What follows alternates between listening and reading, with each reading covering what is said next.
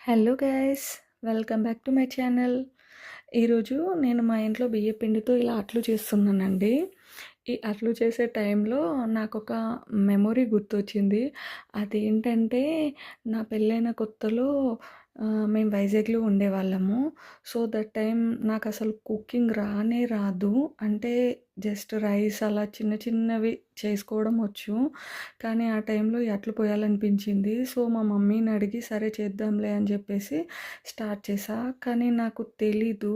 అప్పుడు షాప్‌లో నేను బయట నుంచి బియ్య పిండి తీసుకొచ్చా. అది కాస్త లావుగా ఉంది. సో, నేను ఆ పిండితో కలిపి అట్లు వేశాను.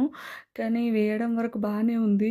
కానీ తీయడానికి రాలే. ఆ అట్లు కాస్త ఉప్మా అయిపోయాయి.